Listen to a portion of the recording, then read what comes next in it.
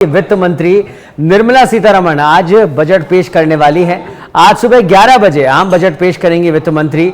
Budget से आम जनता पर महंगाई का बोझ कम करने के लिए बड़े ऐलान हो सकते हैं। पेट्रोल और डीजल के दाम घटाए जाने की भी घोषणा हो सकती है। पीएम किसान सम्मान निधि की रकम बढ़ाने का ऐलान भी करने की संभावना है। इसके अलावा सरकार टैक्स पेयर्स को बड़ी राहत दे सकती है। टैक्स पेयर्स, किसान और महिलाओं के लिए बड़े ऐलान संभव हैं। ऑटोमोबाइल सेक्टर को भी मिल सकता है तोहफा। आपको बता दें कि महंगाई और टैक्स को लेकर लोगों को बड़ी राहत मिल सकती है। लोगों की उम्मीदें हैं। बजट का आम लोगों से लेकर कॉरपोरेट दुनिया तक को बेसब्री से इंतजार है। इंतजार खत्म होने वाला है। देश का बजट आज आने वाला है।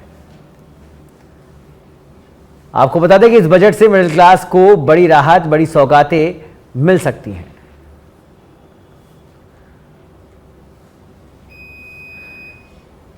तो निर्मला सीतारमण देश के वित्त मंत्री, जो कि लगातार आठवीं बार अपना बजट और आज पूर्ण बजट पेश करने वाली है।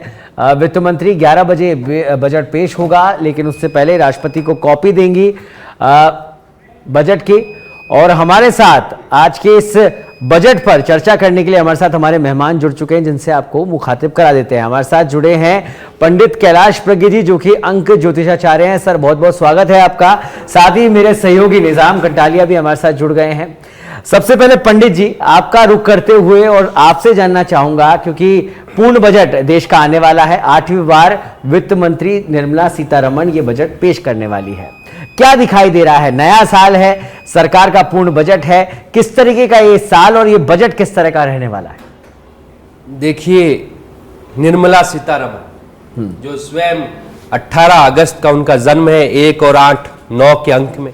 यह जो नया वर्ष शुरू हुआ है 2025, 2, 2, 4 और 5, 9 का अंक, तो यह वर्ष 9 का मंगल का, निर्मला सीतारमण स्वयं 9 के अंक वाली, मंगल वाली। तो यह जो वर्ष है उनके लिए लाभदायक और सुखद है, क्योंकि 9 का अंक मंगल का जो आम आदमी से जुड़ा हुआ माना जाता है, प्रॉपर्टी या रियल एस्टेट से माना जाता है, ऑटोमोबाइल इंडस्ट्री से माना जाता है। तो निर्मला सीतारमण की तरफ से इस बजट में रियल एस्टेट, जो जमीन से जुड़े हुए जो चीजें हैं, ऑटोमोबाइल इंडस्ट्री जो है, और आम आदमी की जो टैक्स स्लैब का जो स्लैब है, उसमें काफी हद तक राहत मिलने की संभावनाएं रहेंगी। 2025 कैलेंडर वर्ष जो है निर्मला सीतारमण की जो छवि है आर्थिक मामलों में, उसको थोड़ा सुदृढ़ करेगा। काफी हद तक उनको इन चीजों में लाभ की स्थिति भी बनी रहेगी। सरकार का भी चेहरा, चूंकि दिल्ली में विधानसभा चुनाव है, इस बजट का सीधा सा असर दिल्ली विधानसभा चुनाव के ऊपर भी रहेगा। और सरकार भी चाहेगी कि इस बजट को पूरी तरह से कैश किया जाए। तो ये जो कैश करने की उनकी रणनीति है, उसमें निर्मला सीतारमण काफी अच्छी भूमिका निभाएगी। निजाम, कितना सहमत है आप पंडित जी की बात से कि सरकार का वाकई में एक फोकस ये भी रहने वाला है, दिल्ली चुनाव भी है, ऐसे में कहीं ना कहीं चाहेंगे कि इस तरह का बजट भी हो कि लोग प्रभावित हो और इस चुनाव में उसका बेहतर लाभ मिल सके पार्टी को? देखिए, हम जब किसी भी बजट पे चर्चा करते हैं तो उससे सबसे पहली जरूरी चीज है कि उसका लक्ष्य क्या है, और इसके साथ ही ये है कि उसके सामने चुनौतियां क्या है। अगर हम बात करते हैं कि आज जो बजट पेश होने वाला, बेशक जो वर्तमान परिस्थितियां हैं वो पिछले 3 सालों से बेहद अलग हैं, और इस बार में सबसे ज्यादा जो कोई चीज चुनौती उभर कर आती है तो वो है वैश्विक अनिश्चितता। देखिए, जब से अमेरिका में ट्रंप आए उसके बाद से जिस तरह से उन्होंने आयात पर जिस तरह से प्रतिशत टैक्स बढ़ाने की बात कही है, उसके बाद ये जरूरी है कि हमारे सामने चुनौतियां होगी। और आज की तारीख में देखिए कि केंद्र सरकार के सामने, अगर कहें निर्मला सीतारमण के सामने जो चुनौतियां है, वो 3 जो लक्ष्य लेके चल रहे हैं वो यही है कि पब्लिक कैपिटल जो है उसका एक्सपेंडिचर उसको बढ़ावा देना, उसके साथ ही उपभोक्ता की जो मांग है उसको सुधार करना और राजकोषीय घाटे को नियंत्रित करना, ये मुख्य लक्ष्य है। साथ ही जो अगर कहे लंबे समय के जो लक्ष्य है, हम 2047 के विकसित भारत की बात करते हैं, उसके साथ ही 2 ट्रिलियन इकोनॉमी जो 2030 का लक्ष्य है। जब इन चीजों को साथ लेके चलते हैं तो बेशक बहुत सारी चुनौतियां भी सामने होती है। अगर कहा जाए आज के समय में निर्मला सीतारमण के सामने सबसे बड़ी चुनौतियां क्या है, जैसे हमने 3 लक्ष्य बताए, चुनौतियां भी है। सबसे ज्यादा बड़ी चुनौती जो उनके पास है वो है अर्थव्यवस्था की धीमी, जो कह सकते हैं धीमी जो विकास दर है, वो एक बड़ी चुनौती है।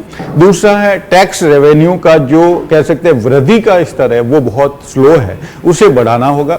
इसके साथ ही वैश्विक अनिश्चितता जो है, तो यानी कि ये तय है कि अगर इन चीजों को देखा जाए तो आज सबसे ज्यादा जो उम्मीद है पूरे देश में या जो जनता को है वो है टैक्स रिजीम में कि जो अगर कहा जाए कि जो 80C के तहत छूट है वो भी बढ़ाई जा सकती है। इसके साथ ही अगर बात कही जाए तो जो दायरा है टैक्स का, इनकम टैक्स का, वो कहीं रिडीम जो है वो बढ़ा के 10 लाख तक की जा सकती है या उससे थोड़ा कम किया जा सकता है। तो इसके साथ ही सबसे अब उन सभी चीजों को नियंत्रित करने के लिए सरकार पूरे देश के इंफ्रास्ट्रक्चर में एक बड़ा निवेश कर सकती है, जो हम आज के इस कह सकते हैं इस आज के बजट में हम देख सकते हैं। दूसरा, क्योंकि जो वैश्विक अनिश्चितता है उससे भी और साथ में कुछ चीजें जो वर्तमान में चल रही है उससे भी पूरे दुनिया में जो चीजें हैं, महंगाई लगातार कई देशों में हमने देखा महंगाई बढ़ रही है। जापान की स्थिति अभी बहुत बुरी स्थिति हो चुकी है। हमारे कई पड़ोसी देशों की स्थितियां जो हैं महंगाई के मामले में बहुत बुरी होती जा रही है। तो हमें भविष्य की महंगाई पर और नियंत्रित करने के लिए जरूरी है कि हम उस पर लगाम लगाएं। इसके लिए जरूरी है कि जो जनता के पास पैसा जाए इंफ्रास्ट्रक्चर के जरिए ही जाएगा और साथ ही रोजगार सृजन पे जो है सरकार इसमें बहुत सारी घोषणाएं कर सकती है, जैसे कि ट्रेनिंग प्रोग्राम्स हैं या स्किल्स के जो प्रोग्राम हैं उनमें जो है वो इन्वेस्टमेंट कर सकती है सरकार। ये इसमें आज बजट में अपने को देखने को मिल सकता है। इसके साथ ही सब निर्यात देखिए एक बहुत बड़ा सच है कि क्योंकि जिस तरीके से अमेरिका अपनी नीतियों में बदलाव करने का बहुत सारा संकेत दे चुका है, ऐसे में उसका प्रभाव न केवल दुनिया पे बल्कि हमारे पे भी पड़ेगा।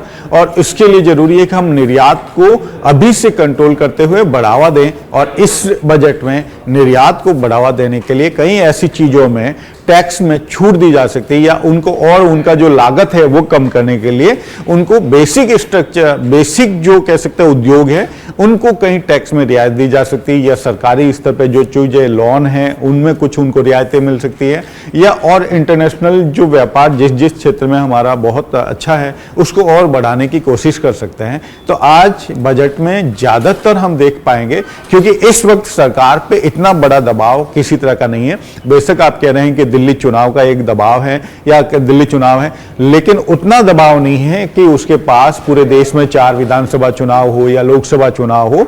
इस वक्त उनका लक्ष्य, सरकार का लक्ष्य, निर्मला सीतारमण का लक्ष्य जो है वो आने वाले सालों के लिए विकास दर को मजबूत करने के लिए हो सकता है।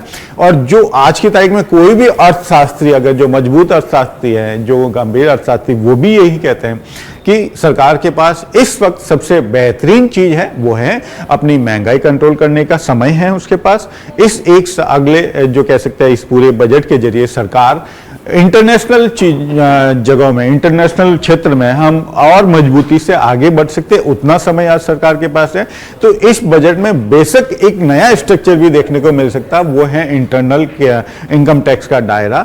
इनकम टैक्स में चूंकि लगातार देखिए कि पब्लिक की डिमांड होती रही है, लेकिन सरकार अगर 10 लाख तक करती है रिबेट, तो उसके बाद वो जो 10 लाख से ऊपर का है उसमें वो 25% कर सकती है, 20 लाख से ऊपर का है तो उसमें वो 30% की जो डायरेक्शन वाली पॉलिसी है उसको अपना सकती है, जिससे कि बहुत ज्यादा न केवल आम जो उपभोक्ता है उसके पास पैसे बचेंगे तो वो खर्च करेंगे, दूसरा बहुत ज्यादा जिनके पास ज्यादा पैसा है उनसे ज्यादा टैक्स लेके वो अपना टैक्स का दायरा भी बढ़ा सकती है। तो फिलहाल बजट को लेके बहुत सारी उम्मीदें हैं, चुनौतियां हैं और इसके साथ ही बहुत सारे प्लस पॉइंट भी हैं और वो सरकार के लिए आगे चल के काफी फायदेमंद हो सकता है। और इस साल का बजट आप ये कहें लोक लुभावन नहीं होगा और पॉसिबल है जितने भी चांसेज है कि सरकार के पास किसी तरह का दबाव नहीं है, किसी तरह के चुनाव नहीं है अगर दिल्ली को छोड़ दिया जाए तो, लेकिन उसका इफेक्ट इसमें लंबे समय के लिए दिख सकता है। ठीक है, तो निजाम का यही कहना है पंडित जी कि लोक लुभावन जो इस तरह की जो परिस्थितियां हैं जिस पर निजाम ने हर तरीके से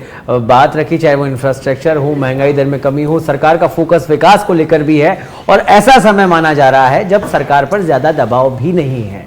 तो मैं आपसे जानना चाहूंगा, अगर भारत के परिप्रेक्ष्य में बात की जाए तो क्योंकि तीसरी बार मोदी सरकार आई और अब विकास की बात हो रही है और विकास को एक नए आयाम तक ले जाने के लिए सरकार प्रयासरत भी दिखाई दे रही है, तो इस बार का जो ये बजट आने वाला है आपको क्या लगता है कि देश एक नई भूमिका निभाएगा पूरे विश्व के अंदर? क्योंकि निजाम ने बात करी कि हम लोगों को अब निर्यात में ध्यान देना होगा और निर्यात की ओर ही फोकस भी देश का ज्यादा है, तो क्या निर्यात के स्तर पर देश आगे बढ़ने वाला है?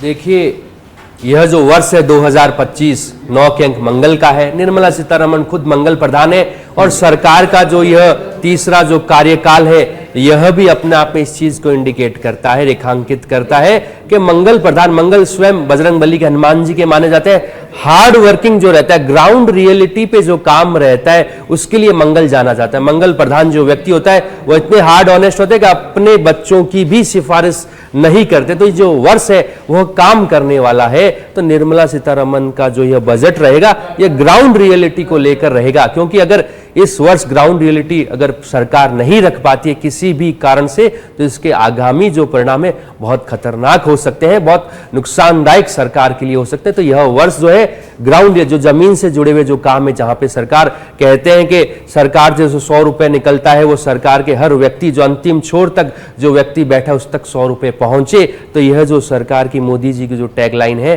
कि हम गरीबों को, वंचितों को देते हैं, सहयोग करते हैं, तो इसको साकार करने का वर्ष है। तो 2025 कैलेंडर वर्ष में जो ये पहला सरकार का जो बजट है यह निश्चित रूप से लोक लुभावन तो नहीं कह सकते, लेकिन लोगों के प्रति सहयोग की भावना वाला रहेगा। हाँ, थोड़ा सा इसको ग्राउंड क्लियरिटी को थोड़ा सा स्पष्ट कर दीजिए तो दर्शकों को भी समझने में आसानी रहेगी कि ग्राउंड क्लियरिटी से आपका क्या मतलब है। ग्राउंड क्लियरिटी से तात्पर्य कि हिंदुस्तान के अंदर आधी से ज्यादा पब्लिक, सौरभ जी, ऐसी है जो 3 से 5 लाख रुपए सालाना इनकम तक ही सीमित रहती है। उनका जो जीवन यापन है, उनकी जो रोजी रोटी, रोटी कपड़ा मकान की जो व्यवस्था रहती है, सरकार का उनकी तरफ फोकस ज्यादा रहेगा। क्योंकि जो लोग 20 लाख, 25 लाख या 10 लाख से ऊपर के स्लैब है वह अपनी सभी सुख सुविधाओं को पूरा कर सकते हैं, लेकिन जो सालाना 3 से 5 लाख या यूं कहें उससे भी कम मार्जिन पे जो जीवन अर्जित करते हैं, दैनिक जीवन जीते हैं, उनके लिए उठापटक का समय रहता है। तो उनके ऊपर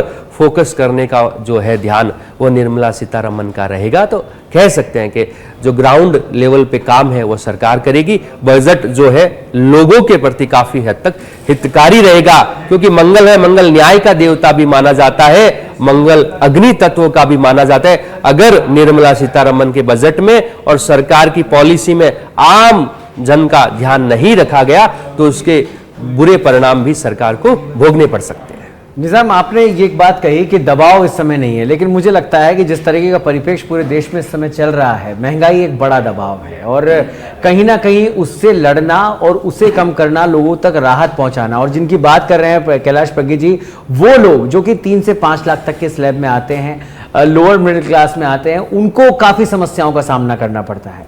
ऐसे में क्या लगता है कि सरकार उसको लेकर इस बजट में कुछ प्रावधान रखने वाली है, बड़ी राहत दे सकती है? बिल्कुल, देखिए जैसे मैंने शुरुआत में ही कहा कि सरकार के लिए कुछ चीजें ऐसी हैं जिनमें कि बेसिक इंफ्रास्ट्रक्चर में अगर वो निवेश करती है तो उसका बेसिक फायदा भी जो है पब्लिक के पास पैसा पहुंचेगा।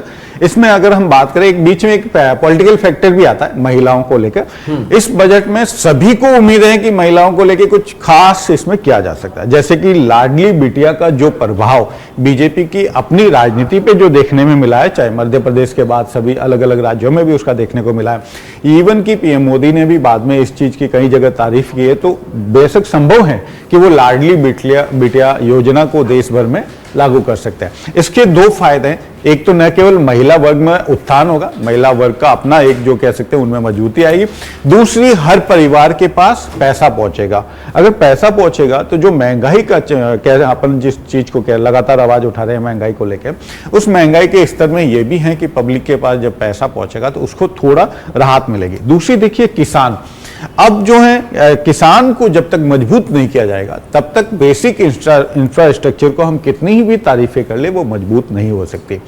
देखिए हमारे देश में 3 प्रोफेशन है, लेकिन अफसोस की बात यह है कि जो कृषि है वो उद्योग है, वो प्रोफेशन नहीं है।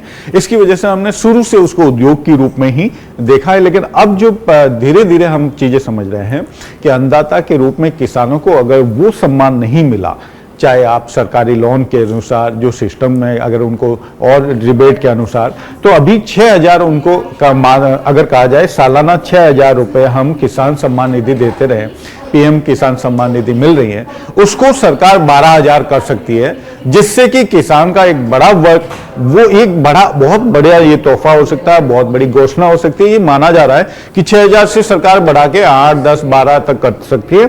संभवतः अगर वो ऐसा करती है तो किसान मतलब कृषि क्षेत्र में किसानों को एक बड़ी मजबूती मिलेगी और इसका सीधा असर जो है वो दूसरे सेक्टर पर भी पड़ेगा। तो ये जो जब तक नीचे जमीन तक अगर कोई चीज नहीं पहुंचेगी तो महंगाई को आप ऊपर से कितना ही कंट्रोल करने की कोशिश करेंगे वो नहीं हो पाएगी। और इस बजट में हम जो देख पाएंगे वो यही है कि छोटे और मध्यम उद्योग है, चाहे ग्रामीण विकास है, मिडिल क्लास की जो अभी आप बात कर रहे थे टैक्स रिदम की बात है, ऑटोमोबाइल सेक्टर में जो ईवी इलेक्ट्रॉनिक व्हीकल है उनको राहत देने की बात है। सबसे महत्वपूर्ण हमारे पास अभी 2 डिपार्टमेंट ऐसा है जो पिछले 2 दशक में अगर कह सकते हैं बीजेपी सरकार आने के बाद 2 चीजों में बहुत तेजी से अगर कहा जाए तो एक टारगेटेड किया गया है, टूरिज्म और डिफेंस। डिफेंस सेक्टर के लिए एक बड़ा ऐलान हो सकता है इस बजट में। और टूरिज्म को लेकर चूंकि रहेगी, टूरिज्म एक ऐसा लगातार हम लोगों के लिए एक बहुत बड़ा कह सकते हैं कि जैसे हम नहीं जोड़ेंगे किसी धार्मिक मामले को, लेकिन अगर टूरिज्म को देखा जाए तो धीरे धीरे कई स्पोर्ट विकसित किए जा रहे हैं देश में, और उसी के इस बजट में ये और इसकी ज्यादा आगे अनाउंस हो सकती है। अगर देखे जाए राजस्थान में टूरिस्ट की बात की जाए, टूरिज्म की बात की जाए तो देखिए अगर कहा जाए भैरव सिंह शेखावत जी ने राजस्थान के लगभग पुराने जितने भी महल थे या पुराने जितने भी अगर कहीं किले थे उनको होटलों में तब्दील कर दिया। और लेकिन आज उसका इफेक्ट हम देख पा रहे हैं। आज अगर कहा जाए 3 दशक बाद आप देखें तो राजस्थान का एक पर्यटन क्षेत्र है जो है इन्हीं पुराने किलों की वजह से, पुराने रावले जिन्हें कहते हैं, किले कहते हैं, उनकी वजह से आज होटल इंडस्ट्री एक बहुत बड़ी इंडस्ट्री बन चुकी है राजस्थान की, और वो पर्यटन को और मजबूत कर रही है। तो इस सेक्टर में बहुत हमारे पास उम्मीदें हैं, डिफेंस सेक्टर में उम्मीदें हैं। अब जो सबसे मजबूत करने वाला जो पक्ष है वो है रेहड़ी और पटरी, जो लोग पटरी रेहड़ी लगाते हैं, पटरियों पर अगर कह सकता है जो दुकान लगाते हैं, उनके लाइसेंसीकरण को लेकर इस बार कुछ घोषणाएं हो सकती हैं। काफी कुछ कह सकते हैं क्योंकि रेहड़ी और पटरी से हमारे बिजनेस का, हमारे देश के व्यापार का एक बहुत बड़ा सेक्टर जो है, हम आप देखते हैं चाहे आप कितने ही बड़े शहर में रहे, बिल्कुल कितने ही छोटे गांव में चले जाए, हमें रेहड़ी और पटरी वाले लोगों से एक बिजनेस सेटअप चलता है जो अर्थव्यवस्था में कह सकते हैं कि आप वो बहुत पर्दे के पीछे रहेगा, लेकिन मजबूत सेक्टर होता है, बहुत ज्यादा जीएसटी हमारे इस जीडीपी को प्रभावित भी करता है। तो उनके लिए इस बजट में एक अच्छा टाइम है कि सरकार पे किसी तरह का दबाव नहीं है, तो वो बहुत अच्छे फैसले ले सकती है। इसके साथ ही रेलवे में अगर उम्मीदें अगर कहा जाए तो वरिष्ठ नागरिकों को जो छूट मिलती थी वो कोरोना के बाद से समाप्त कर दी गई थी। उम्मीद है कि इस बार चूंकि सरकार पे रेलवे का एक सेक्टर ऐसा है जिसको बहुत अच्छा पैसा मिला है पिछले कुछ सालों में, उन्होंने देखिए कि रेलवे पे कई आरोप भी लगते हैं कि रेलवे का जो कैंसिलेशन का सिस्टम है वो बहुत महंगा हो चुका है कि आप ट्रेन के टिकट कैंसिल करते हैं तो कई महीनों में पैसे कटते हैं। तो रेलवे में वरिष्ठ नागरिकों को छूट मिल सकती है, कुछ और रियायतें और बहुत सारी ट्रेनें जो हैं, नई तरह की ट्रेनें शुरू करने का इसमें। और सबसे महत्वपूर्ण है महंगाई को कम करने के लिए देश में पेट्रोल और डीजल की कीमतें बेहद अहम भूमिका निभाती हैं। तो सरकार बेहद बहुत ज्यादा उम्मीदें हैं लोगों को कि पेट्रोल और डीजल के रेट जो है वो इस बजट में कुछ प्रभावित कर सकते हैं। ठीक बात कर रहे हैं। पेट्रोल डीजल की तो उम्मीदें लोगों ने काफी समय से लगा रखी है और लोगों को ये उम्मीद भी है कि पूर्ण बजट है तो कहीं ना कहीं बड़ी राहत वित्त मंत्री इसमें देने वाली है। लेकिन एक चर्चा का विषय, अगर मध्यम वर्ग की हम लोग बात करें, लोअर मिडिल क्लास की हम बात करें, एक चर्चा का विषय सोने चांदी के दाम भी है, क्योंकि जब शादी विवाह होते हैं तो जो नहीं भी खरीदता वो भी खरीदता है। ऐसे में अब जब चर्चा हो रही है कि बजट आ रहा है तो इंपोर्ट ड्यूटी बढ़ाई जा सकती है, तो जाहिर सी बात है कि कीमतों में भी बढ़ोतरी होने वाली है। ऐसे में जो वो मिडिल क्लास है उसकी पकड़ से, उसकी पहुंच से ये सोना जो है वो दूर हो जाएगा। क्योंकि पिछली बार देखा जब इंपोर्ट ड्यूटी कम की गई थी तो एकदम से जो सोने की चांदी की खरीदारी है वो बढ़ गई थी, लेकिन अब जब इंपोर्ट ड्यूटी अगर बढ़ जाती है तो ऐसे में व्यक्ति की, एक आम आदमी की पहुंच से तो दूर हो जाएगा सोना। क्या लगता है इसको लेकर सरकार जो चर्चाएं हैं वैसा ही कुछ होने वाला है या कुछ अलग देखने को मिल सकता है? निजाम, देखिए अगर बात की जाए कि इस वक्त आप बेशक सही कह रहे हैं कि बहुत सारी चीज़ें जो हैं बदली हैं और अंतर्राष्ट्रीय मार्केट भी उसको प्रभावित करता है। अगर जिस तरीके से अगर बात करें 2 युद्ध हुए, उन युद्धों का असर हमने पिछले 1 साल में देखा, लेकिन ये एक बेहद मजबूत बात है कि हमारी अर्थव्यवस्था अब इतनी लचीली भी हो चुकी है कि इतनी बड़ी चीज़ों को वो एक्सेप्ट भी कर पाई और उसने उनको एब्जॉर्ब भी किया है। लेकिन चुनौतियाँ भी खड़ी हो गई हमारे सामने, क्योंकि हमारी जो विकास दर थी, आर्थिक जो अर्थव्यवस्था की विकास दर है वो बहुत स्लो हो गई, जो हमारी उम्मीद के मुताबिक नहीं रही। 2030 के हमारे टारगेट को और दूर ले जाने की और कोशिश करती है। ऐसे में सरकार जो है रोजगार के मौके बढ़ा सकती है। रोजगार के मौके बढ़ा के, जो उससे क्या रोजगार के मौके बढ़ाने के प्राइवेट और दोनों सरकारी सेक्टर दोनों में, क्योंकि देखिए बीजेपी ने लगातार अनाउंस करी वो सरकारी नौकरियां देगी, चाहे स्टेट में भी आप बात करें तो ऐसी हुई। और दूसरा इसके बाद स्वास्थ्य सेवाएं जो है उनको वो महिला और बुजुर्गों को और ज्यादा रियायतें दे सकती है सरकार, जिससे कि परिवार पर जो है फाइनेंशियली जो है दबाव कम आए और उसका इफेक्ट जो है लोगों की आजीविका, लोगों का जो कह सकते हैं कि उनकी पारिवारिक आय जो है वो बढ़ सकती है, और उस बढ़ने से जो महंगाई है उसका असर कम होगा। महंगाई को कम करने की जगह उसका असर कम किया जा सकता है। दोनों चीजें, महंगाई भी कम करेंगे पेट्रोल डीजल अगर सस्ता होता है तो, दूसरी तरफ इनकम टैक्स का स्लैब कम करने का दबाव बेशक है, क्योंकि पिछले 2-3 सालों में लगातार ये डिमांड रही, लेकिन उसके अनुसार पूरा नहीं हुआ। लेकिन अगर सरकार इस बार जो टैक्स रिबेट देती है और उसके साथ ही देखिए कि स्वास्थ्य सेवा हो गया, टैक्स में अगर छूट की जाए, और इसके साथ ही कुछ ऐसी चीजें भी हैं जिससे कि सरकार अपने इस पूरे सिस्टम को आगे के लिए 2030 का जो टारगेट है, आज हम 2025 में 5 साल हमारे पास है, उस टारगेट को अचीव कर पाएंगे। अगर मुश्किल हो जाएगा, हमारी विकास दर धीमी रहेगी तो उसका एक ही नजरिया है कि वो इन चीज़ों पे रियायतें दे। कुछ जो इंटरनेशनल चीज़ें जो हमें इफेक्ट कर रही हैं उनको देखते हुए भविष्य के फैसले लेने बहुत जरूरी हो गए। पेट्रोल और डीजल के सस्ते करना आज बेहद जरूरी हो गया महंगाई को काबू करने के लिए, और इसके साथ ही हमें भी कुछ चीजों पे, जैसे आज अमेरिका डिसीजन ले रहा है, वैसे हम उस स्थिति में नहीं है, लेकिन हमें कई चीजों में हमने किया भी है, भारत सरकार ने किया है, और वो कुछ चीजों में जैसे चाइना का हमारा जो आयात निर्यात का डिसबैलेंस है उसको अगर कम करें कंट्रोल कर बेशक, तो ऐसी चीजें हमारे पड़ोसी देशों के साथ ही कुछ जगह पे हम बहुत अच्छा निर्यात कर रहे हैं, उन चीजों को और बढ़ावा दे सकते। ठीक है। और जैसा कि आप बात कर रहे हैं कि नौकरियों को लेकर, वो चाहे सरकारी हो चाहे गैर सरकारी हो, और इस समय टेंशन युवाओं में काफ़ी ज़्यादा है। कैलाश जी, आपसे जानना चाहूँगा मैं, क्योंकि अब नया बजट जब आ रहा है, उम्मीदें बहुत सारी है, और जैसा कि चर्चाएं भी चल रही है कि एमएसएमई हो चाहे लघु कुटीर उद्योग तो है ही, लेकिन रेहड़ी वाले जो लोग हैं जो अपना रोजगार करते हैं, उनको लेकर भी एक बड़ी राहत सरकार ला सकती है अलग अलग तरह से।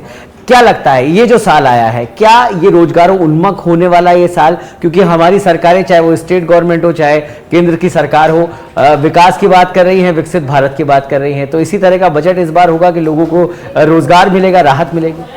देखिए, जिस तरह से मैंने कहा ना, जमीनी लेवल पे काम होगा, तो जो रेडी वाले हैं, फुटपाथ किनारे जो रोजी रोटी चलाते हैं, जिनका डेली खाना, डेली पकाने वाला सिस्टम चलता रहता है, तो उन लोगों के लिए सरकार की तरफ से काफी राहत रहेगी, उनको आर्थिक सहयोग भी रहेगा। काफी हद तक कुछ ऐसे छोटे लोन के प्रावधान भी रहेंगे जो कम डॉक्यूमेंट या बिना डॉक्यूमेंट के भी उनको मिल सके, ताकि नए लोगों को वो जोड़ सके, क्योंकि उनके पास ज्यादा कोई बैंक डिटेल या बैंक रिटर्न इतनी होती नहीं है। तो यह जो मंगल का साल है ग्राउंड लेवल पे, इसमें भी एग्रीकल्चर, क्योंकि जमीन का साल है, तो एग्रीकल्चर जो है, किसान जो है, उनको सरकार की तरफ से काफी राहत मिलेगी। नई नई स्कीम या नई पॉलिसी ऐसी सरकार की किसानों की तरफ रहेगी जिससे किसानों को भी राहत रहेगी, क्योंकि आधे से ज्यादा भारत तो किसान है, तो किसानों के जब तक काम नहीं किया जाएगा उनके लिए, तो सरकार आगे नहीं बढ़ सकती। इसी तरह से डिफेंस के मामले में भी कहा जाता है मंगल रक्षा का मालिक होता है। जिनका मंगल उच्च का होता है वो रक्षा सेवा में चाहे पुलिस सेवा में जाते हैं, तो अपनी जो डिफेंस सिस्टम है हिंदुस्तान का, अन्य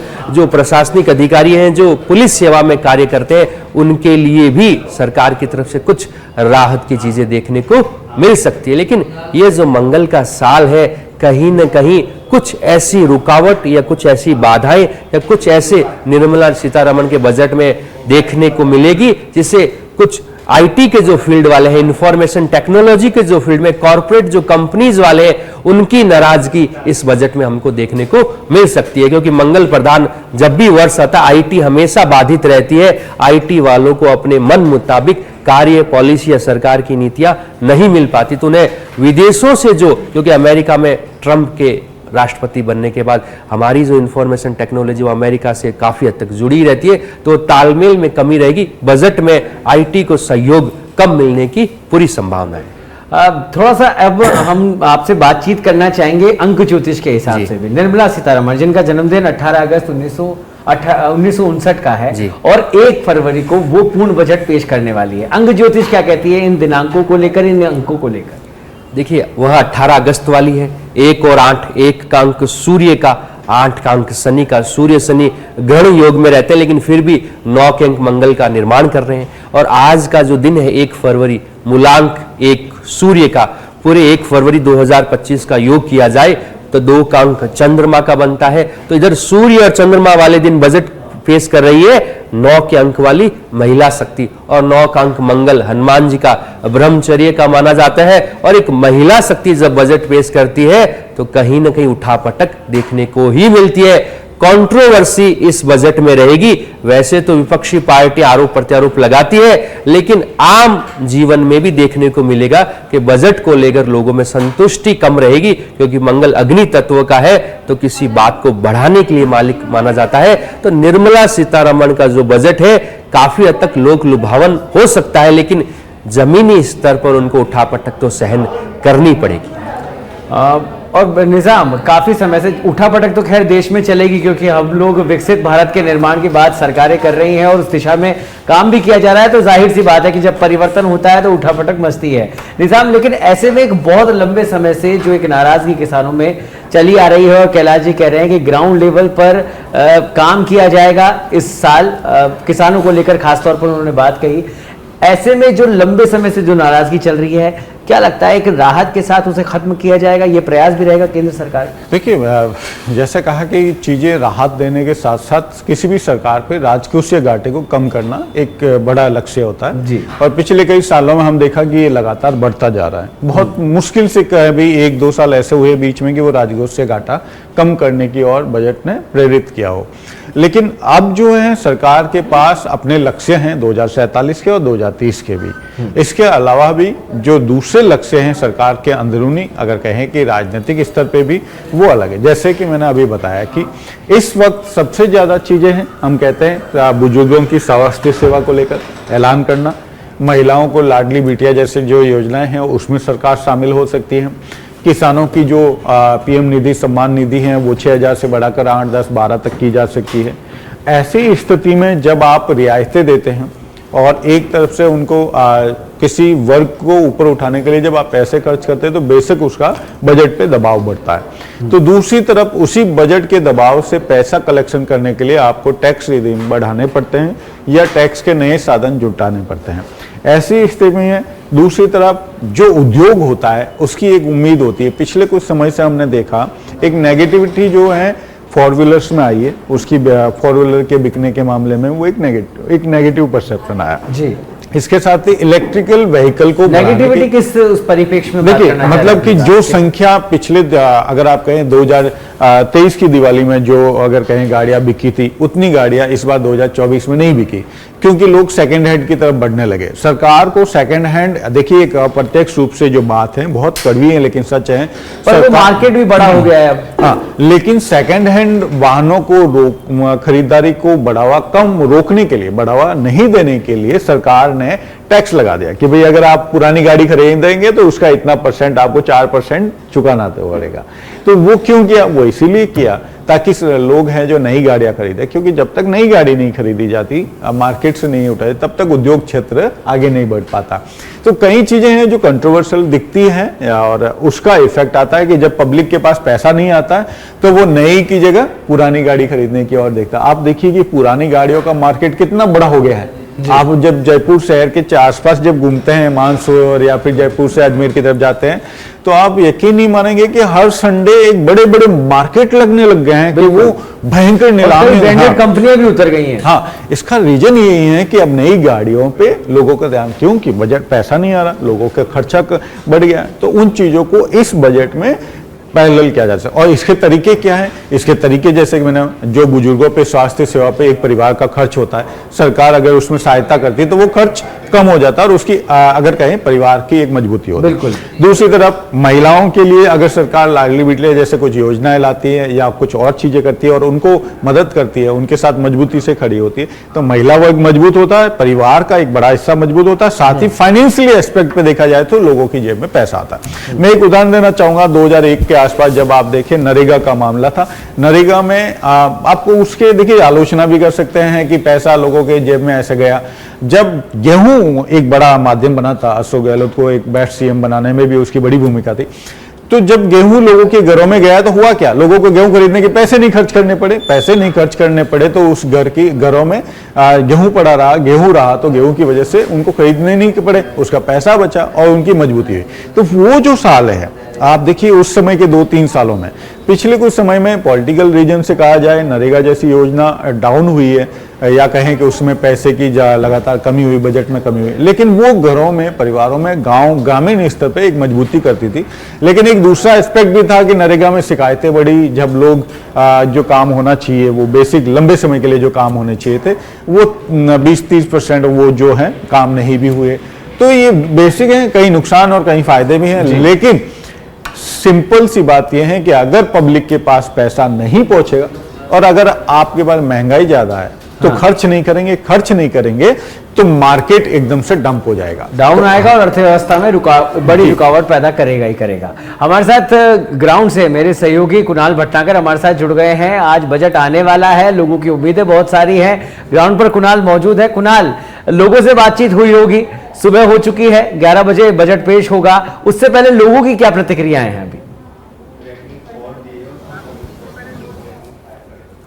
देखिए, बेसब्री से लोगों को इंतजार है। आज जो है बजट पेश करेंगे निर्मला सीतारमण, 11 बजे जो है पटल पर जो है रखेंगी और उसके बाद उनका बजट भाषण होगा। इसको लेकर जो है महिलाओं में जो है खासा उत्साह नज़र आ रहा है और उनकी नज़र इस बजट पर है, क्योंकि अगर हम देखें तो पिछले बजट में 3 लाख करोड़ रुपए की जो घोषणा है वो की गई थी महिला सशक्तिकरण को ध्यान में रखते हुए। इसके अलावा टैक्स स्लैब में छूट और मेक इन इंडिया को बढ़ावा देने के लिए जो है छोटे उद्यमियों को जो है राहत देने की जो है बात सामने आ रही है, राहत दी जा सकती है बजट में। इसके अलावा जो युवाओं को जो है खासा उम्मीद इस बजट से है। इसके अलावा क्योंकि शिक्षा व्यवस्था को लेकर और जो कोर्सेज चल रहे हैं, एआई है, नई एआई है, उसको लेकर भी जो है नज़र रहेगी। नई शिक्षा नीति को धरातल पर उतारने के लिए और जिस तरह से इंफ्रास्ट्रक्चर की ज़रूरत है, टेक्नोलॉजी को बढ़ावा देने के लिए कई बड़ी घोषणाएं जो वो की जा सकती है। इसके अलावा रेहड़ी पटरी वालों को जो है छूट दी जा सकती है, क्योंकि महिला सशक्तिकरण पर सरकार का शुरुआत से ही फोकस रहा है। पिछले बजट में भी हमने देखा कि बड़ी घोषणाएं महिला सशक्तिकरण को लेकर की गई। इस बजट में भी जो है कई घोषणाएं की जा सकती हैं। सौरभ, बिल्कुल कुणाल, और अगर आपके आसपास लोग हों, खासतौर पर युवा वर्ग के लोग हों, तो उनसे हम जानना चाहेंगे कि क्या उम्मीदें उनकी इस बजट को लेकर है और क्या देख पा रहे हैं आगे देश के भविष्य को लेकर इस बजट के माध्यम से।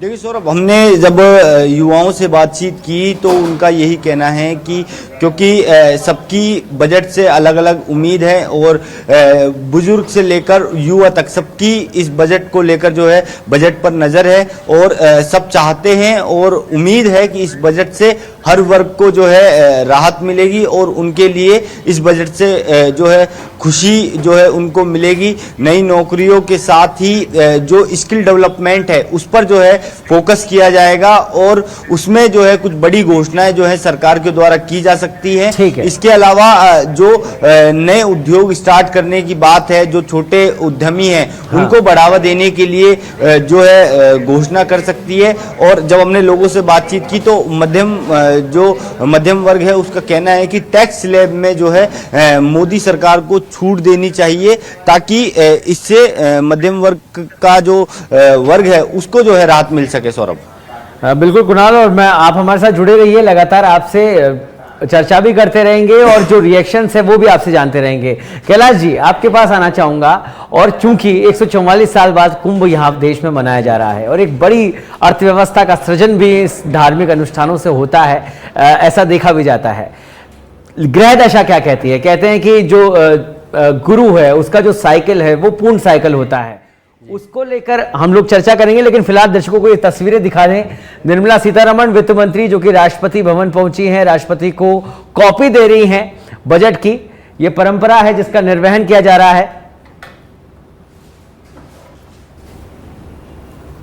तो उम्मीदों का बजट जिसको लेकर राष्ट्रपति के पास पहुंची देश की वित्त मंत्री निर्मला सीतारमण और उन्हें कॉपी दी है।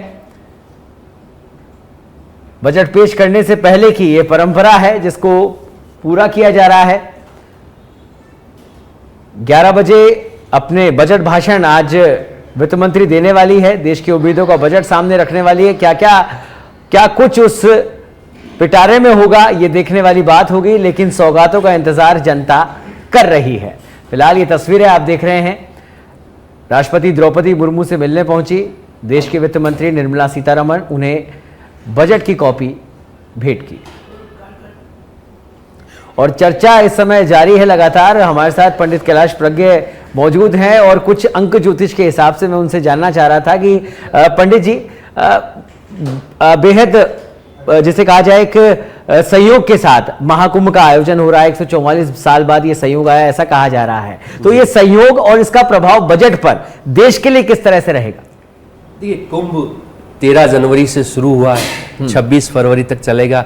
यह 50 दिन का अपना एक महात्म्य का, पुण्य कमाने का संयोग है, लेकिन बजट से इसे इस तरह से तो नहीं जोड़ा जा सकता। कुंभ का अपना अलग महात्म्य है। बजट जो है, मैं उस ग्रह दशा की बात कर रहा हूं सर। जी जी, कि जो ग्रह दशा जिसके आधार पर कुंभ का आयोजन किया जाता है, कि जो गुरु का जो साइकिल है, चक्र है, वो पूर्ण होता है, तो उसका भी कुछ प्रभाव पड़ता है। बिल्कुल। गुरु अंक ज्योतिष में सबसे जो पावरफुल ग्रह माना जाता है वो गुरु को माना जाता है। जुपिटर वैसे भी साइंटिफिकली सभी ग्रहों में सबसे बड़ा माना जाता है। तो गुरु का जो साइकिल 13 जनवरी से शुरू हुआ और 27 फरवरी तक चलेगा, तो यह जब भी चलित में गुरु का प्रभाव रहता है, व्यक्ति से देश प्रभाव का मान सम्मान बढ़ता है, आर्थिक स्थिति संपन्नता बढ़ती है, हर तरह से कोई भी चीज हो वह उन्नति की तरफ अग्रसर होती है। तो कुंभ के प्रभाव से भारतवर्ष में आर्थिक स्थिति में भी संपन्नता रहेगी और जो गुरु का साइकिल, उसका बजट के ऊपर भी प्रभाव काफी पॉजिटिव रहेगा। अंक ज्योतिष और कलर कॉम्बिनेशन थेरेपी में अगर बात की जाए तो निर्मला सीतारमण ने जो आज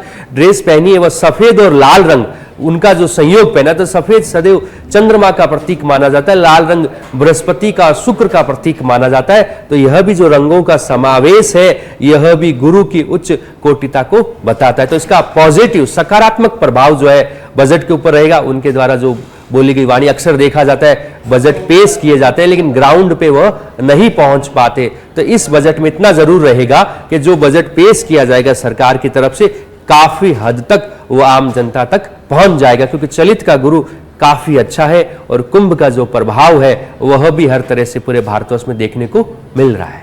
तो कुल मिला के रंगों के समावेश से तो सकारात्मकता शुरू ही हो गई है और जनता को भी यही उम्मीद है कि यही सकारात्मकता बजट में भी देखने को मिलेगी। निजाम, जब बात की जाती है देश के विकास की और एक विजन तैयार किया जाता है विकसित भारत का, कि 2047 तक विकसित भारत होगा, ऐसे में बहुत जरूरी हो जाता है startup India, make in India जैसे प्रोग्राम्स को बढ़ावा देने की बात करने का और धरातल पर उन तमाम चीजों को उतारने का। क्या लगता है उस दिशा की तरफ बढ़ रहा है देश और बजट में भी वही तस्वीरें सामने आएगी? देखिए, जब हम कोई चीज का कहते हैं कि हम ये बनाने जा रहे हैं, हाँ। तो इसलिए जरूरी है कि पहले वो खर्च कहाँ होगा जी। यानी कि आप अगर एक बिस्किट का पैकेट बना रहे हैं, अगर उसको खाने वाला नहीं है तो वो बिस्किट का पैकेट कितने दिन तक आप वो कंपनी बना सकते हैं, फैक्ट्री चला सकते हैं? तो इसका मतलब है कि उपभोग करने वाला वर्ग भी रहना चाहिए। और इसका मतलब है किसी भी बजट की जो जान होती है वो होती है उपभोग। उपभोग यानी जो चीज कंजप्ट हो जाए, कंजप्शन हो जाए, या फिर कहें कि अगर आप उद्योगों को राहत दे रहे हैं, आप समझ लीजिए ऐसे कि कार के उद्योग को राहत दिया आपने और कहा कि भाई कार वालों को 20% छूट देंगे और वो कार का निर्माण करे। अगर उन्होंने कार का निर्माण कर दिया है लेकिन अगर खरीदने की क्षमता नहीं है पब्लिक के पास, तो क्या स्थिति होगी? तो इसलिए उपभोग को बढ़ाना जरूरी हो जाता है और वो उपभोग तभी बढ़ेगा जब लोगों की जेब में पैसा आएगा।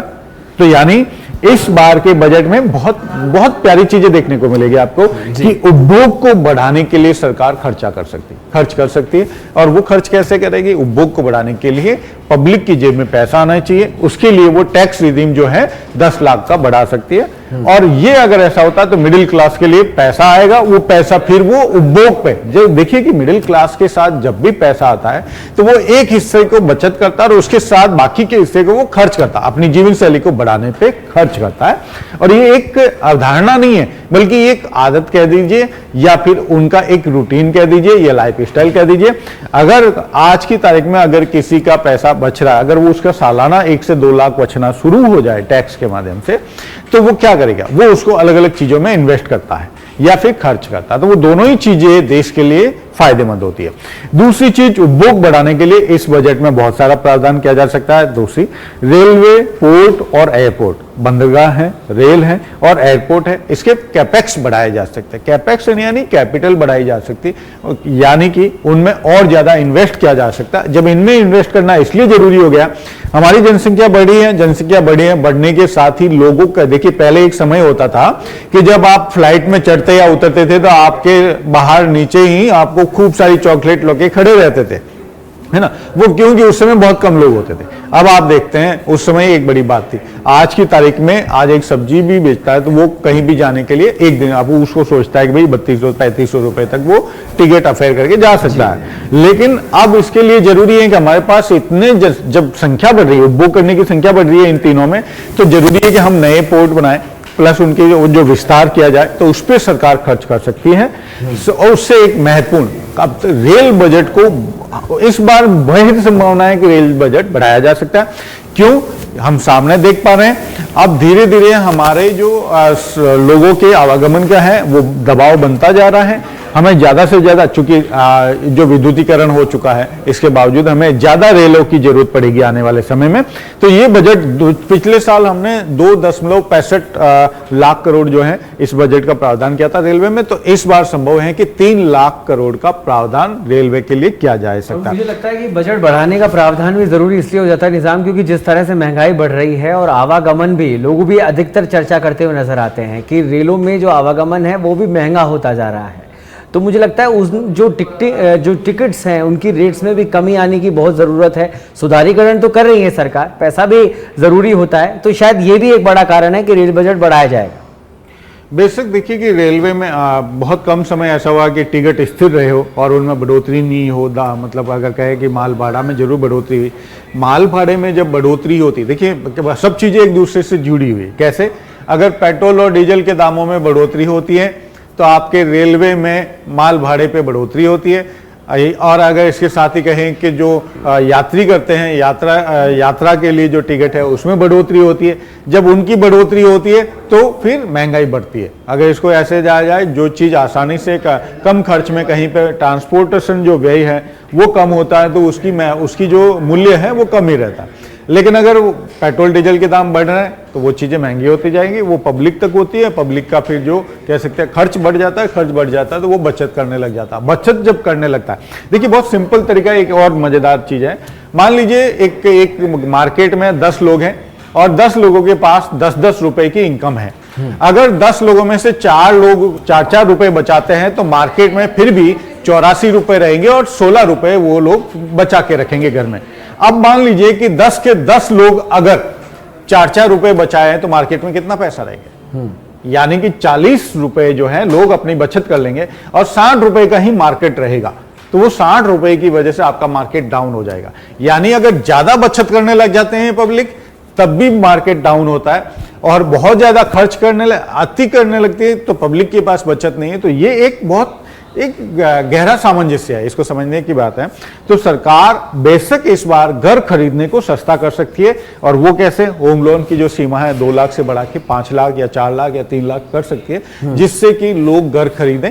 घर खरीदने से फाइनली जो है, ये सब कुछ कहानी यही है कि हम पैदा करते हैं और उसको खरीदने वाले चाहिए, उसको खत्म करने वाले चाहिए। तो उपभोग पे इस बार ज्यादा रहेंगे। उपभोग बढ़ाने के लिए सरकारें कुछ व्यवस्थाएं कर सकती है, और वो कैसे? वो पब्लिक की जेब में पैसा जाना चाहिए, वो टैक्स के जरिए, वो सुविधाओं के जरिए, महिलाएं, बुजुर्ग हो, बच्चों के लिए शिक्षा के जरिए, और इंफ्रास्ट्रक्चर में पैसा इन्वेस्ट करके वो किया जाता है।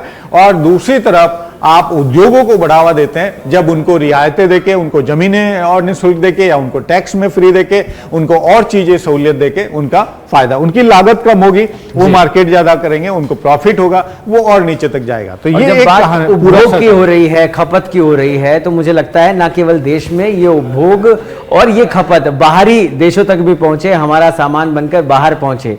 कैलाश जी, क्या दिखाई दे रहा है कि जो इस बार जो लोग उद्योग करना चाह रहे हैं, नए वेंचर शुरू करना चाह रहे हैं, सरकार की मदद लेकर अपने उद्योग को बड़ा करना चाह रहे हैं, क्या वो बाहर पहुंच पाएंगे? इस तरह की ग्रह दशाएं बन रही है इस बार देश के लोगों के लिए। देखिए 2025 जो है वह 9 के अंक मंगल का साल है, और चलित में अभी 19 फरवरी के बाद केतु का शनि में अंतर आएगा, तो 19 फरवरी के बाद जो इंपोर्ट एक्सपोर्ट का जो कारोबार है, विदेशों से जो लेन देन का कारोबार है, उसमें काफी फायदा होने की गुंजाइश रहेगी, क्योंकि 19 फरवरी का चलित का जो केतु है, इंफॉर्मेशन टेक्नोलॉजी जो हो गया, डिफेंस सेवा जो है वह हो गई, और अन्य जो तरह के जो कॉस्मेटिक आइटम्स जो रहते हैं, बहुत सारे ऐसे फ्रूट्स होते हैं, बहुत सारे ऐसी चीजें जो विदेशों से मंगवाई भी जाती है और यहाँ इंडिया से बाहर भेजी भी जाती है, तो उनके अंदर उठापटक देखने को मिलेगी। और उठापटक यूं कहें कि वो काफी चढ़ाव वाला उतार चढ़ाव देखने को मिलेगा। मई, जून और जुलाई, यह तीनों ही जो महीने हैं इंपोर्ट एक्सपोर्ट बिजनेस के लिए, भारत के लिए और भारत के जो उद्योगपति हैं उनके लिए बहुत लाभदायक स्थिति में रहेगी। सरकार है उसका पूरा सहयोग मार्च के महीने के बाद धीरे धीरे उद्योगपतियों को मिलता चला जाएगा। तो यह जो ग्रहों की दशा का कहेंगे, जो साल शुरू हुआ है, जनवरी और फरवरी यह थोड़े से मध्यम रहेंगे, अप्रैल एक स्पीड में रहेगा, मई, जून, जुलाई यह अपने आप एक परवान पे रहेंगे। जिस तरह से निजाम भाई ने कहा पिछले वर्ष गाड़ियों की सेल कम हुई थी, लेकिन इस वर्ष जो 2025 है हर तरह से आर्थिक उन्नति का रहेगा। दिवाली का जो सीजन रहता है, नवरात्राओं का जो सीजन रहता है अक्टूबर नवंबर के अंदर, तो उसमें मार्केट अपने आप में बूम पे रहेगा, क्योंकि नवंबर का महीना 2 के अंक चंद्रमा का, अक्टूबर 1 के अंक सूर्य का, तो दोनों ही जो महीने रहते हैं सूर्य और चंद्रमा अब चलित में बहुत अच्छे रहेंगे उस समय। और भारत के प्रधानमंत्री के गणित हो चाहे वित्त मंत्री की गणित हो, दोनों ही सुखद स्थिति में रहेगी। तो यह जो वर्ष है आर्थिक उन्नति के लिए, भारतवर्ष के लिए बहुत अच्छा है। भारतवर्ष के लिए ये वर्ष बहुत अच्छा है, और ज्योतिष के हिसाब से तो हरी झंडी मिल गई है कि ये उन्नति वाला साल रहने वाला है, हर किसी को आर्थिक लाभ मिलने वाला है। निजाम, तो इसका मतलब ये माना जाए कि हर वर्ग जो कि सरकार ने तय कर रखे हैं, चाहे वो महिला हो, चाहे वो कृषक हो, युवा हो, बेरोजगार हो, गरीब लोग हो, उनको एक बड़ी राहत देने वाला ये बजट आने वाला है। सर देखिए, इस बार के बजट से बहुत ज्यादा उम्मीद है सभी को। हाँ। और ये आप जब भी किसी से बात करते हैं, सोशल मीडिया पे या फिर आम पब्लिक से जब आप बात करते हैं, तो सभी को एक बहुत ज्यादा इस बजट से उम्मीद है। अगर इसका उदाहरण देखना है तो 9:18 पर हम जब अभी बातचीत कर रहे हैं, करीब आधे घंटे पहले आज शेयर मार्केट खुला, क्योंकि बजट की वजह से, वैसे तो शनिवार को खुला नहीं रहता, लेकिन आज बजट की वजह से खुला। और अभी देखिए आप, निफ्टी और सेंसेक्स दोनों में बढ़त बनी हुई है, यानी दोनों पॉजिटिव शो कर रहे हैं। यानी पॉजिटिव तभी होता है बजट से ठीक से पहले जब बहुत ज्यादा उम्मीदें होती है। और बेशक इस बजट से जितनी उम्मीद है, क्योंकि ये तीसरी बार पीएम मोदी, अगर कहें तो मोदी सरकार का या बीजेपी की सरकार का तीसरी बार में दूसरा बजट है। और इस बजट का सबसे प्लस पॉइंट यह है कि अभी राजनीतिक रूप से सरकार पे किसी तरह का दबाव नहीं है कि भाई 5 विधानसभाओं में चुनाव है या आगामी चुनाव, इस तरह से करीबी कोई चुनाव नहीं है, लोकसभा चुनाव के बाद के समय कम मिला हो, ऐसा भी नहीं है। तो ये जो पिछली बार जो अगर कहा जाए बजट में समय कम मिला था, वो इस बार सरकार के लिए सब कुछ भरपाई करने के लिए अच्छा समय मिला है। पिछली बार बजट से जो अगर कहीं कमियां हुई, उनको खामियों को पूरा करने का समय मिला है। सरकार को अंतर्राष्ट्रीय और राष्ट्रीय दोनों स्तर पर अपनी पूरी पॉलिसी को लंबे समय के लिए लागू करने का समय मिला है। उसके नतीजे हमने देखे। सबसे बड़ी बात जो है, जो हम लगातार बात करते हैं, इस बार सड़कों का इंफ्रास्ट्रक्चर जो पहले से बेहतर हुआ है, उसको और आगे बढ़ाने के लिए प्लानिंग की जा सकती है। और उसकी कोई बड़ी, देखिए, नदियों को जोड़ने को लेकर कोई बात नहीं कर रहा है, लेकिन ये हम जान चुके हैं, देख चुके हैं कि अगर जिस तरह से सड़कों का नेटवर्क देश में बना है, वैसे ही अगर नदियों का नेटवर्क सड़क अगर बन जाएगा, तो हम बहुत, अगर बिजनेस के मामले में बहुत तेजी से आगे बढ़ेंगे। लेकिन चूंकि इसमें खर्चा भी बहुत होता है, बहुत ज्यादा पैसे की जरूरत होगी, इसलिए अब तक हर सरकार इससे बचती रही है। लेकिन संभावना है कि इस बजट में क्या नदियों को जोड़ने के लिए पहली शुरुआत की जा सकती है या उससे आगे बढ़ा जा सकता है। अगर ऐसा अगर ऐसा हुआ तो ये बजट हमेशा के लिए याद किया जाएगा। लेकिन चूंकि अभी आप देखेंगे कोई बात नहीं कर रहा नदियों को जोड़ने की, कहीं चर्चा भी नहीं है, तो इसलिए मैं नहीं कह सकता, लेकिन उम्मीदें सभी चीजों पे होती हैं।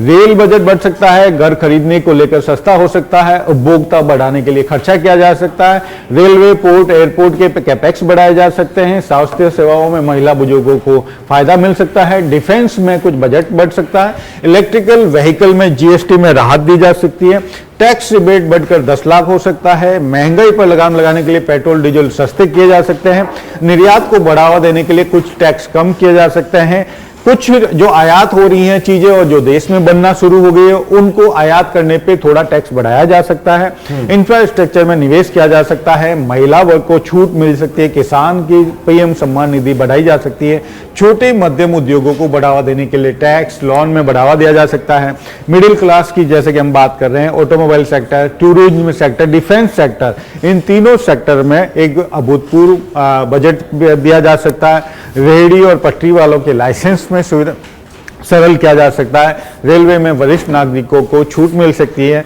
सबसे महत्वपूर्ण इस पूरे बजट का जो कह सकते हैं एक बेस पॉइंट है वो है पेट्रोल डीजल, उस पे कितना क्या होता है वो देखने वाली बात होगी। और जो हमारी चर्चा रही, मुझे लग रहा है कि बेहद सारगर्भित हम लोगों ने चर्चा करी और कुछ इसी तरीके का बजट भी देखने को मिलेगा। पंडित जी, क्योंकि बजट आएगा और जब लोगों को रिलैक्सेशन मिलता है या आर्थिक लाभ मिलता है तो एक आत्मिक शांति भी लोगों के अंदर होती है और देश में एक अमन चैन दिखाई देता है। देश के अमन चैन की बात बजट से जुड़ी हुई है, इसीलिए वो प्रश्न मैं आपसे करना चाहता हूं। 2025 का साल देश में किस तरीके का साल रहने वाला है, अगर बात करें मेंटल पीस की? तो देखिए 2025 में मेंटल पीस की बात करें, बजट जो है थोड़ा सा आगे बढ़ चढ़कर रहेगा तो लोगों की जिज्ञासाएं जो है, उम्मीदें हैं बहुत ज्यादा रहेगी, इसलिए मेंटली पीस थोड़ा सा कम रहेगा। तनाव की स्थिति भी लोगों के बीच में रह सकती है क्योंकि जहां जिसको उम्मीद नहीं थी वो उसे वो चीज मिल जाएगी तो काफी हद तक उसकी जिज्ञासाएं बढ़ जाएगी कि अब ये मिल गया तो यह तो मिलना ही चाहिए। तो इस वजह से स्टूडेंट्स जो भी है, जो शिक्षा का जो वर्ग है उसमें उठापटक रह सकती है, स्टूडेंट्स तनाव में रह सकते हैं। तो पारंपरिक रूप से चलित में जो गुरु अच्छा चल रहा है उससे स्टूडेंट्स तनाव में रहेगी, तो पेरेंट्स का यह पूरा प्रभाव रहना चाहिए बच्चों के ऊपर कि वह उनको कंट्रोल में रखे, अन्यथा कुछ उठापटक देश भर में स्टूडेंट्स के अंदर देखने को मिल सकती है। तो कुल मिलाकर मिला जुला असर रहने वाला है और कुछ अगर कमी है तो उसको भी पूरा कर लिया जाएगा। इसी तरह का साल 2025 रहेगा। फिलहाल के लिए इस चर्चा में इतना ही। अब इंतजार है वित्त मंत्री जब 11 बजे अपना बजट भाषण पेश करेगी, क्या कुछ पिटारे से उनके निकलता है, ये देखने वाली बात होगी।